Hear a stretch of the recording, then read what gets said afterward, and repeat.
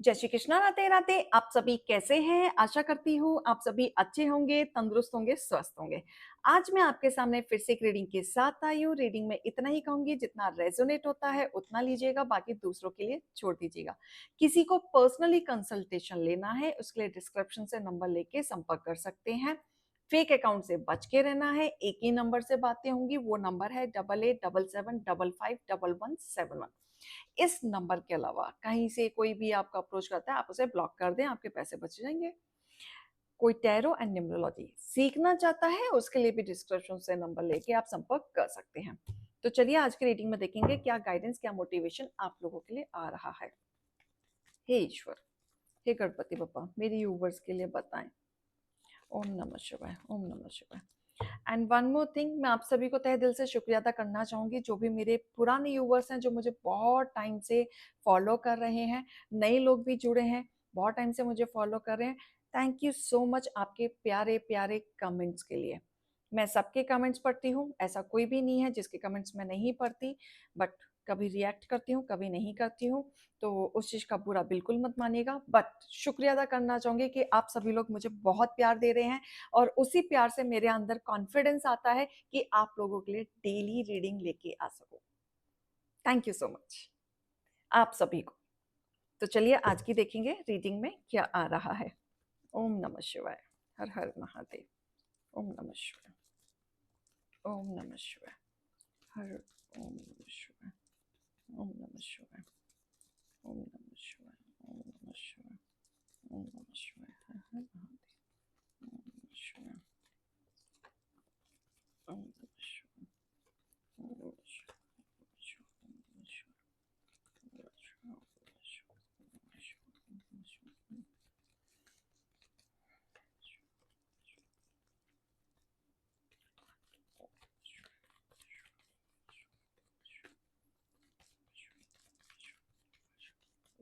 हर हर Mahadev.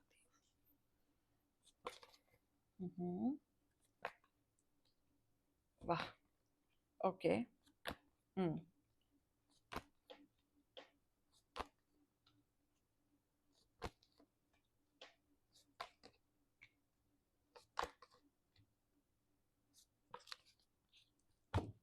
Bottom of the deck.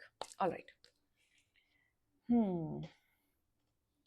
देखो, एक समय पे आपके लाइफ में कोई ऐसा पर्सन था जो आज की डेट में आप लोग एक दूसरे के प्रति बहुत नेगेटिविटी रखते हैं एंड हेट करते हैं। एक दूसरे की चीजें ना देखना चाहते हैं, ना समझना चाहते हैं। मतलब आज की डेट में वो आपके बहुत बड़े दुश्मन हैं। आपकी चीजें बहुत बुरी तरीके से टूटी हैं, और वो इस तरीके से टूटी थी जहाँ पे आपकी कंडीशंस, फाइनेंशियली कंडीशंस पे बहुत अफेक्ट आया था। हो सकता है कि आप दोनों एक समय पे काम करते हो, या आपका कोई कनेक्शन हो, या बहुत अच्छे दोस्त हो जिनको आप बहुत अच्छा मानते थे। एक बैक सपोर्ट एक दूसरे के प्रति थे। ईश्वर की ब्लेसिंग से आप लोग मिले थे। एंड कहीं ना कहीं ये चीज़ आपने इनको जो सपोर्ट किया था, काफ़ी काम्पनेस में सपोर्ट किया था, क्योंकि सामने वाला पर्सन बहुत हाइपर था, बहुत मैनिपुलेटिंग था, बहुत हाइपर था, चीज़ों को अपने हिसाब से कंट्रोल करने की कोशिश करता था, अपने हिसाब से वर्कआउट करता था। लेकिन जितनी भी नेगेटिविटी हुआ करती थी बैकग्राउंड में, आप उसे काफ़ी कामली हैंडल करते थे, बहुत ही कामली, ताकि जीवन में आप दोनों को साथ में चल के ग्रोथ ही ग्रोथ मिले। लेकिन जो पर्सन जिसके साथ आपने जुड़े थे या काम किया था, या आपने जो भी इमोशंस देखे थे, हो सकता है कुछ लोग साथ रिलेशन में ऐसा हुआ हो कि आप रिश्ते में किसी के साथ गए थे एंड रिलेशनशिप वर्कआउट नहीं हुआ, क्योंकि कहीं ना कहीं यह मैरिड मैरिड पर्सन मुझे दिख रहा है, और अनमैरिड भी है, तो दोस्तों का इन्वॉल्वमेंट मुझे दिख रहा है। तो यहाँ जो आपके हेटर हैं, जो आपके पर्सन हैं, पीछे बैकग्राउंड में जो उनसे जो जुड़े हुए जो लोग हैं, ठीक है, उड़े जुड़े हुए जो लोग हैं, बहुत ज्यादा मैनुपुलेट कर करके इनका दिमाग खराब किया है आपके लिए, आपके खिलाफ भड़काया है, और उस लेवल तक भड़काया है कि इनको ये पता है कि तुम्हें और अच्छी अपॉर्चुनिटीज आ सकती है, तुम अकेले सेलिब्रेशन में जा सकते हो, तुम अकेले बहुत कुछ कर सकते हो, तुम्हें किसी की जरूरत नहीं है। बहुत सारी चीज़ों को लेके आपके पार्टनर को भड़काया है, इन्फ्लुएंस में लाया है, चीज़ें आपकी खराब की हैं और ये पर्सन एक समय के बाद इनकी बातों में आया है। एक समय के बाद इनकी बातों में आके आपके साथ चीज़ें ख़त्म करी। आप लोगों के बीच में डिस्टेंस आया, चीज़ों का बँटवारा हुआ, अलग हुए, चीज़ें वर्कआउट नहीं करी। ये किसी और की बातों में आके आपके साथ चीज़ें इन्होंने खराब की थी, जिसका पछतावा आज उनको हो रहा है। किसी और की बातों में आके इन्होंने ये नया बड़ा-सा स्टेप ले तो लिया जोश-जोश में, लेकिन आज उनका पछतावा है। ये पूरी नज़र रखते हैं आपके ऊपर, बहुत ऑब्जर्व करते हैं आपकी एक्टिविटी पर, आपकी चीज़ों पे। ये आपकी लाइफ में वापस आना चाहते हैं कोई ना कोई ऑफर के साथ, दोबारा शुरुआत करना चाहते हैं चीज़ों के साथ। दोबारा आपके साथ जुड़ के वो सारी चीज़ें जो अधूरी हो गई थी उसको दोबारा बिल्डअप करना चाहते हैं। अब क्यों दोबारा करना चाहते हैं? क्योंकि इनको रियलाइज़ हो गया है। क्योंकि रिसेंटली इनको ना जो आपको छोड़ के लेट गो करके जब ये आगे बढ़े थे, तो कुछ टाइम के बाद इनके सामने कुछ रियलिटी आई है, जिसके वजह से ये परेशान और रिग्रेट में चल रहे हैं।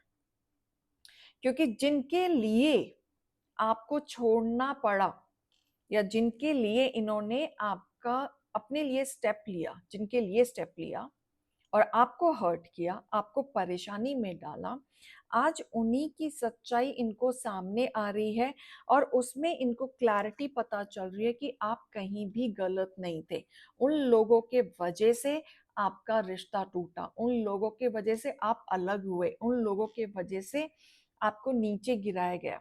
तो ये सच्चाई कहीं न कहीं उनके सामने आ रही है। हो सकता है आज की डेट में आप दोनों कॉन्टैक्ट में नहीं हैं, आज की डेट में आप दोनों बात नहीं करते, सेपरेशन हो चुका है या कोई रिलेशन नहीं बचा है, बस एक पास्ट की मेमोरीज़ हैं, जिसमें आप तो याद करना पसंद नहीं करोगे क्योंकि आपने दिया बहुत कुछ है, मेहनत बहुत की थी जब आप इनके साथ थे। ये तब भी आपको कमिटमेंट वाली कोई चीज़ देते नहीं थे, हमेशा आपको परेशानी में डालते थे। ये कचरा फैलाते थे, आप साफ करते थे। ठीक है? और इसी चीज़ का फ़ायदा इन्होंने उठाया है क्योंकि देखो आप हो मैजिशियन, किसी के भी दिल में आप राज कर सकते हो। पर्सनैलिटी आपकी अच्छी है, नॉलेज अच्छी है, हैंडल कैसे करना है आपको पता है, मैनेजमेंट स्किल आपकी अच्छी है, आपको काम कैसे करना है वो सब पता है। लेकिन ये फिर भी बीच में कहते हैं ना, अच्छे काम में भी बनते-बनते बिगाड़ देना किसी और की बातों में आके, इन्होंने वो किया है आपके साथ। अच्छी खासी ग्रोथ अगर आज आप लोग साथ में होते और लोगों के इन्फ्लुएंस में नहीं आते तो आज आपकी बहुत अच्छी ग्रोथ होती, बहुत स्टेबिलिटी होती, हंसता खेलता परिवार घर होता, रिलेशन होता, काम होता, पैसा होता, हर चीज बैलेंस्ड में होता। आज उसी चीज का पछतावा इस पर्सन को हो रहा है, बहुत ज्यादा हो रहा है। गिविंग मनी, कोई आपको पैसे देना चाहता है या फिर वो सामने से ऑफर पैसों को लेके आना चाहते हैं जिससे आप उनकी बातों में आ जाएं। ठीक है? कोई आपको कॉपी करता है, कोई यहाँ पे मुझे दिख रहा है कि कोई कॉपी करता है आपके लिए। किसी के जीवन में लीगल इशू चल रहा है। अगर लीगल इशू चल रहा है तो ये कहीं न कहीं उनके लिए बहुत बड़ा पनिश होगा, उनको रिग्रेट फील होगा, कहीं न कहीं चीज़ें इस तरीके से घूम के आएँगी कि बाद में उन्हें इस चीज़ का पछतावा होने वाला है। आपको छोड़ने के बाद तो इनको पछतावा होने वाला है और आप कैसा होंगे? अनबॉदर्ड, आपको कोई फ़र्क नहीं पड़ता। उनके जीवन में क्या चल रहा है, क्या नहीं चल रहा है, आपको कोई फ़र्क नहीं पड़ेगा। तो ये कहीं न कहीं आपके हेटर्स के मन में आपके प्रति जो बदलाव है, वो बदल रही हैं, भावनाएँ बदल रही हैं और जहाँ तक उन्होंने आपको गलत समझा था और उन्होंने गलत शब्दों का उपयोग किया था, आज उनको उसी चीज़ का पछतावा है, बहुत ज़्यादा पछतावा है। बैलेंस्ड बनाएँ। आपके जीवन में ना बहुत ज़्यादा जर्नी जो चल रही है, उथल-पुथल वाली चल रही है, जहाँ पे अनसैटिस्फैक्शन मैं देख सकती हूँ। तो यहाँ पे बोला जा रहा है, बैलेंस बनाओ अपने ऑरा में, चीज़ों में। हर चीज़ ना स्पिरिचुअलिटी तरीके से नहीं आप ग्रैप इट कर सकते और ना ही इमोशनल तरीके से कर सकते। कुछ चीज़ें, कुछ बातें प्रैक्टिकल तरीके से ली जाती हैं। और जहां प्रैक्टिकल तरीके से डिसीजन लेना आपके लिए सही है, तो आप प्रैक्टिकल डिसीजन ही लो, वो आपके लिए फायदेमंद होगा। राइट? देखो, लास्ट में जो मोटिवेशन होता है ना, आप उसको लेके भी वर्क करेंगे तो भी आपकी लाइफ में काफी चेंजेस आ जाएगा। लाइफ का तो नहीं पता कितना बदलाव आएगा, कितना नहीं आएगा, और लोगों का भी नहीं पता कितने बदलेंगे, कितना नहीं बदलेंगे, लेकिन हम अपने आप को बदल सकते हैं। मेरा रीडिंग लाने का पर्पस हमेशा ये होता है कि हम अपने आप को एटलीस्ट बदल सकें, अपने ऑरा को बदल सकें, अपने आप को मोटिवेट कर सकें। राइट? सबकी लाइफ में अप एंड डाउन्स आते हैं, सबकी लाइफ में हेटर्स होते हैं, लेकिन हमें अपने आप को कैसे मोटिवेट करना है, ये रीडिंग उस पर्पस से ली जाती है जो मैं आप लोगों के लिए लेके आती हूँ। राइट? कॉन्फिडेंस, देखो, आप अपने कॉन्फिडेंस को बिल्कुल भी वीक मत समझो, ऐसा मत समझो कि आपको लगे कि आप कुछ नहीं कर सकते।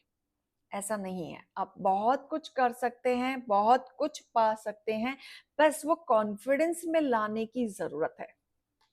नॉलेज रखते हो, प्रैक्टिस करते तो होता भी है, चीजें भी वर्कआउट होती हैं, but end of the day गुल हो जाता है।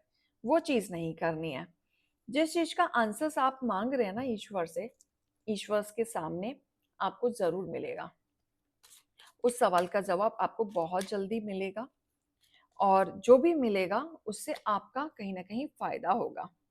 महामाया, इनकी ब्लेसिंग आपकी तरफ आ रही है कि अब महामाया अपनी ऐसी जर्नी आपके जीवन में लेके आएंगी जो आपकी विश थी।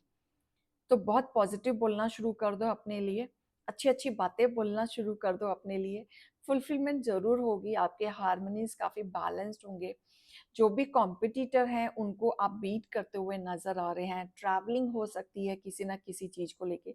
एक यूनिटी, यानी कि किसी के साथ मन मुटाव हुआ था लेकिन उसके साथ पैचअप हो गया, या मिसअंडरस्टैंडिंग खत्म हो गई। ये चीज मुझे ये चीज मुझे दिख रही है। तो ये कहीं ना कहीं, ओ माय गॉड, ओके, इनका आना तो बस मेरा मुंह बंद होना। इनका आने का मतलब है, शिव जी का आने का मतलब है कि आपके जीवन में भरपूर ब्लेसिंग आ रही है। आप अपनी स्पिरिचुअल जर्नी में जो फिगर आउट कर रहे हैं, चीजों को जो कंट्रोल करने की कोशिश कर रहे हैं, अपने अथॉरिटी को जो आप भूल जा रहे हैं, वो बार बार आपको याद दिला रहे हैं। कम ऑन, जानो अपने आप को, पहचानो अपने आप को। राइट?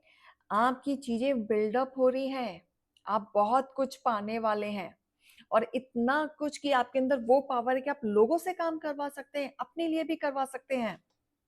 अपने आप को पहचानो। ये हमेशा आपको अपने ऑरा को पहचानने की बात करते हैं।